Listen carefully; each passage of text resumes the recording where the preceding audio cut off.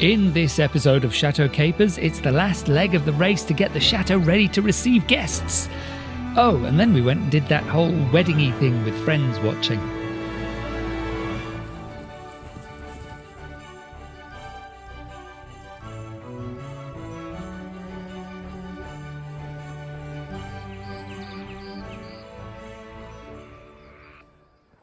The electrician was finally back to finish connecting the pump house up to the electrics.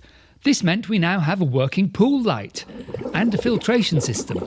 Not necessarily that important before the wedding, but we were pleased nonetheless. Just trying to blow all the air out of the system. Just like that, we had a working swimming pool. As the light of another day vanished, I grouted the shower room floor. I'd be able to start fitting the toilet and basin in the morning. Woohoo!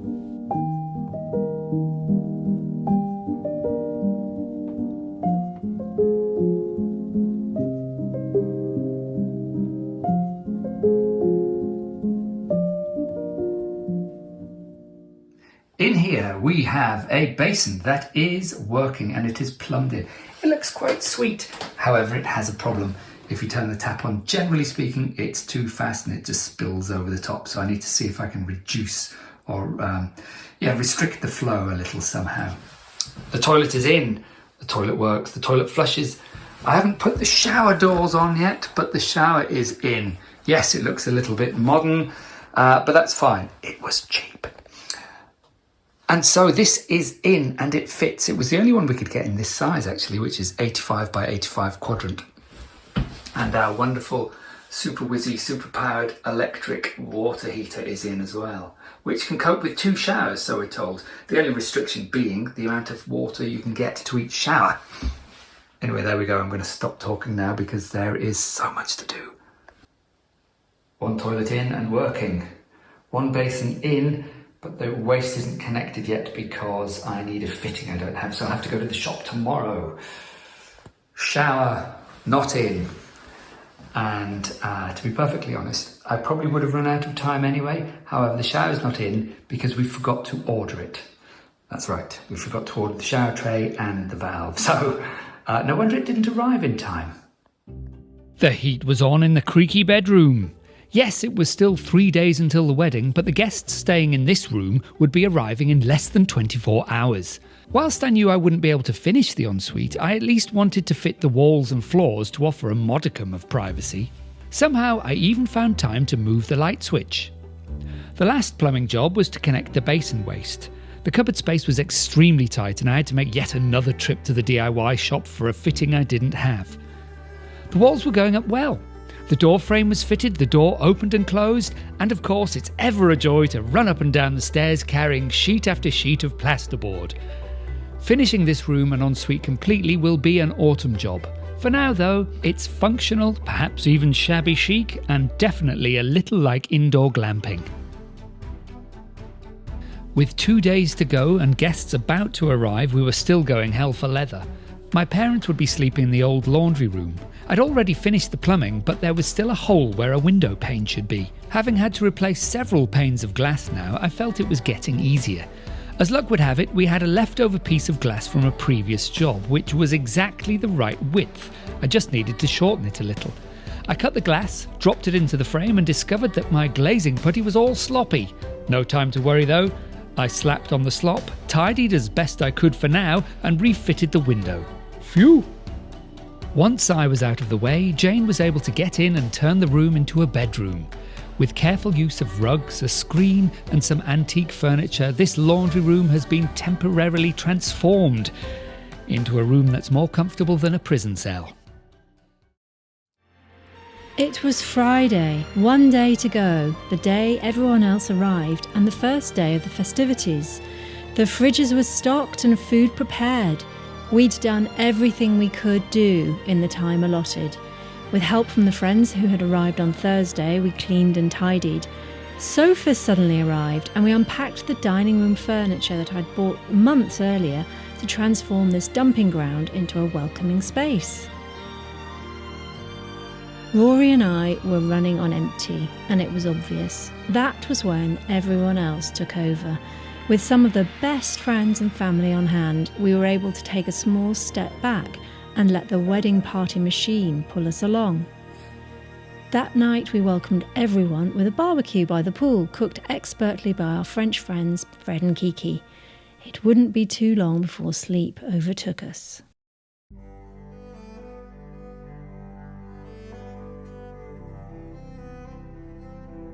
That morning I woke early, 3 a.m. early.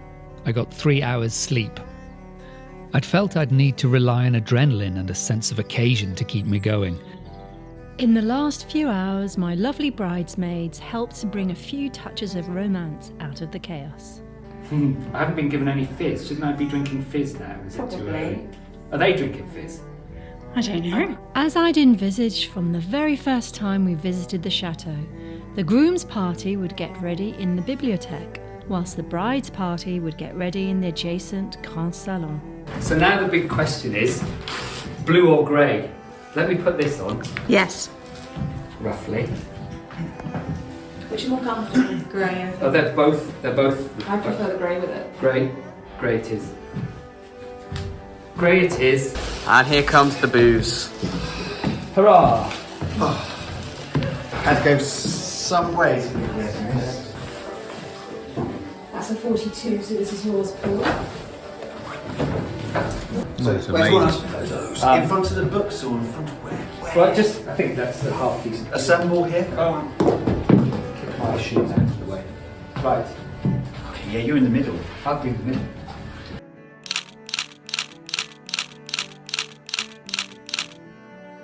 I am feeling like this is the most exciting. It was almost couldn't be more excited if it was my own wedding. I'm a little nervous, Rory, if truth be told. I've got a reading and there might be a bit of a speech later. But it's that's not all right. about me. That's all right. Everybody is willing you on. You did a speech. Wow. Yeah. Are you completely indifferent? No. How are you feeling about Oxford in a few weeks' time? Because your wedding is not a good conversation, not the right conversation. I started it. Yeah, feeling good, excited. Good. Excited about your wedding first, obviously. Yeah. Good answer. Paul? Oh, I'm really happy to be here. Yeah, I'm really looking forward to this big wedding. You sound happy and sincere. Yeah, this is the problem I have with all my speeches today. I sound insincere. Can't even say it. But yes, I'm very excited with my friend Rory. I don't know why he's not nervous. He's about to marry the most beautiful woman he's ever met. We were indeed drinking fizz out of beautiful glasses that Corin had created for us.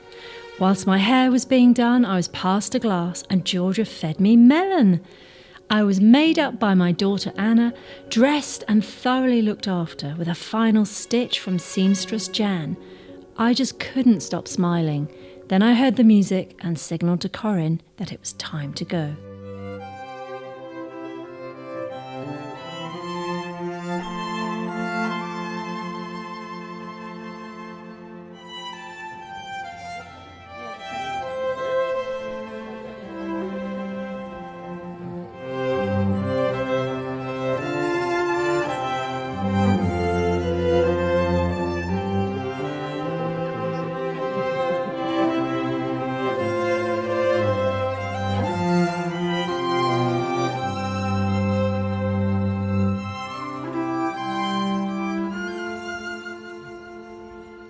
Welcome to this very special first Chateau wedding. I'm David, and I'm going to be a bit of the maitre d' for the day, and which is about the only French you're going to get from me today.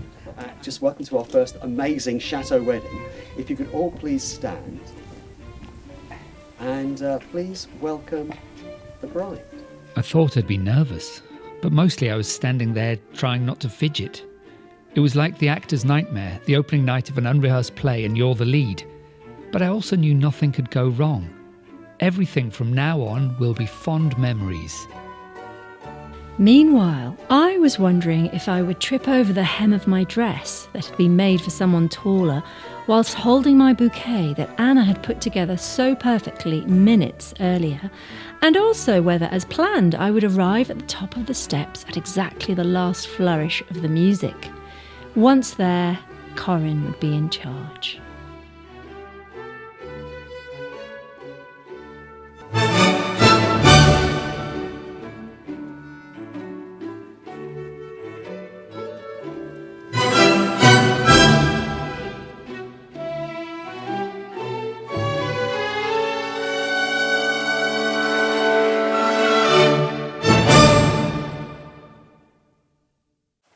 to this beautiful and meaningful venue, Jane and Rory's home, Chateau de Pican. This could be the first of many weddings in their home, but none will be as special as this one today.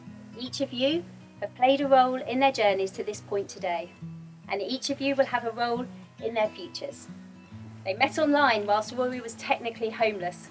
In March 2017, Rory took a tent to a campsite on the A14 and was contemplating a move across the country to Bristol. Meanwhile, in deepest, darkest Suffolk, Jane was at Georgia's house with their other very close friend Fiona. Rory's profile popped up.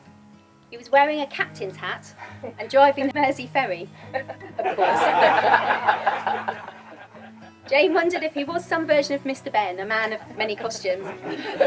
Georgia feels she witnessed a sliding doors moment right there in her sitting room. She's often wondered what would have happened if her and Fiona had said, "Nah, he looks like a bit of a knobhead."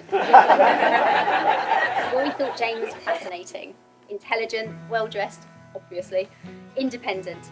As spring turned to summer, Rory was in Cambridge acting in the Cambridge Shakespeare Festival.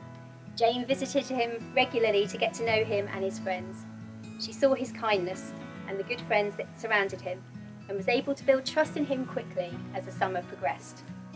Rory became a safe space for Jane, the kind and loving companion that she really needed and she really deserved. From here, they began to forge a new life together as a couple, which led them to this bold adventure in France. You don't marry one person, you marry three. The person you think they are, the person they are, and the person they are going to become as a result of being married to you. Jane loves Rory's kindness, his sense of humour, his thoughtful eyes, his boyishness, and his tenderness. Rory thinks Jane is a big softie and very affectionate. She is selfless and very intelligent, and he loves that about her. And so to the engagement. One morning, whilst Rory was rather hungover from a heavy night in the vodka with a certain celebrant and a husband, James, Rory decided to pop the question, and here we all are. They have let things go, welcomed things in, built things, fixed things, smashed things up, rebuilt things, repaired things, grown things, and made things flourish. And Jane has done all of this in high heels and a cocktail dress. I walked into love with you, with my eyes wide open, choosing to take every step along the way. In 100 lifetimes, in 100 worlds, in any version of reality, I'd find you and I'd choose you. If the sun does not appear, I will be here. Through the winning, losing, and trying, we'll be together. And I will be here. I will be true to the promises I've made. I will be here. Rory, do you intend to marry Jane today? Do you enter this union freely and without reservation? I do. Jane, do you intend to marry Rory today? Do you enter this union freely and without reservation? I do. My life has been full of firsts since I met you. You're the greatest plot twist in the story of my life. My dating profile warned, don't steal my chips. If you want chips, order chips. I'm now ready to share my chips with you. When we met, I was hollowed out, and it took a long time for you to fill me back up. I'm so glad that you and Bunty kept your faith in me. I promise to love you even more than Bunty does. She might hump you brazenly, but she'd also get in a car with anyone who looked like they were off to somewhere more interesting. All that I am, I give to you. All that I have, I share with you. All that I have, I share. I promise to love and respect you now and forever. I promise to love and respect you now and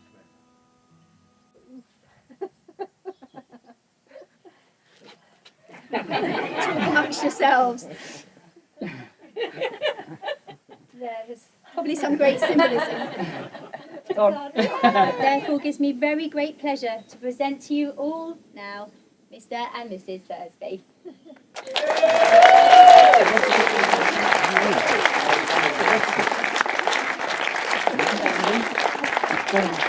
If you can sit quietly after difficult news, if in financial downturns you remain perfectly calm, if you can see your neighbours travel to fantastic places without a twinge of jealousy, if you can happily eat whatever is put on your plate, if you can fall asleep after a day of running around without a drink or a pill, if you can always find contentment just where you are probably a dog.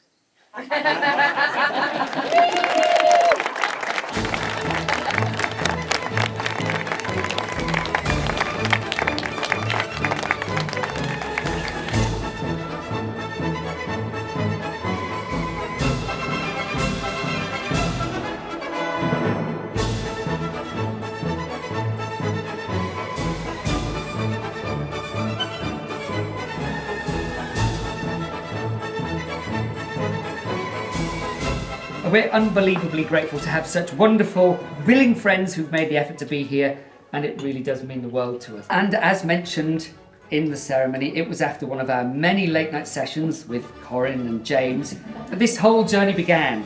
I vaguely remember vanilla vodka, and then suddenly I was engaged. My own path here is surprisingly easy to chart. I once met an actor called Tom Conti, who I asked for advice on becoming an actor. And he suggested a new theatre college called the Rep College, which is how I ended up meeting Alex and Paul 26 years ago. If Dave and Jan hadn't offered me roles in their Shakespeare festival 23 years ago, I wouldn't have met my ex-fiancée. And I wouldn't have met Gav and Lynn, whose theatre company I went on to work for. If Gav hadn't dragged me to his boot camp exercise classes, my ex wouldn't have run off with a personal trainer.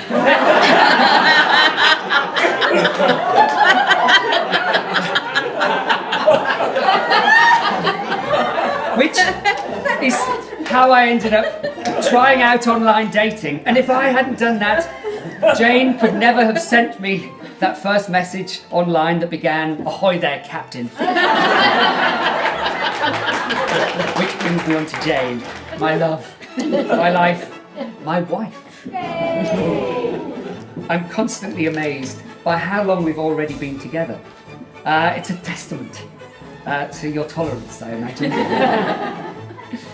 A relationship full of joy and passion, in which I no longer need the hanky because I get plenty of panky. I'm sorry, I wrote this yesterday morning when I was hungover and this morning when I'd had no sleep, so forgive me.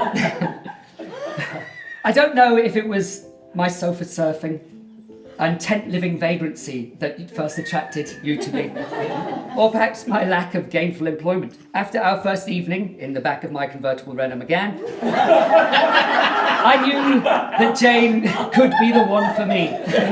We came up with this crazy and random idea that wouldn't go away. We created a dream of our future together, and here we all are living it. A toast to you all, our dearest friends and family, and a toast to my wife Jane, who took a man in a tent and put him in a castle. Sante! Okay, so Jane and I have been friends for 28 years, and we first met in a drafty village hall in Wickham Market in Suffolk. We both had new babies and were thinking, what the hell happened and what the do we do now? And we quickly became part of a small tribe of formidable, gorgeous women. And we have walked alongside one another, literally and metaphorically, as our children have grown and our lives have unfolded. 1 minute exchanging tips for colic and knits, and the next for hot flushes and neck wrinkles. Jane is an incredible, beautiful person, fiercely intelligent, courageous, loving, generous and loyal. Ooh. Jane, I'm truly grateful for your unwavering friendship all these years, and for all the joy and tears and talks and swims and hot tubs and canoes and walks and wine that we've shared. And I'm proud to be on your team. The Ballad of Jane and Rory. It may sound like a classic as fairy tales go. 2 lovers, some horses, some dogs, some cats, a romantic chateau. But this isn't your bog standard routine love story. This is the ballad of Jane and of Rory. They are a fine alchemy of science and art. They're resourceful, methodical and funny and smart. They'll research and master what gets in their way, whether poo-eating dogs or a woodworm stairway. So here's to the marriage of Jane and of Rory. May all the good things come your way. May you find treasure and love without measure, and may you always be each other's find of the day. I mean, that's difficult to follow.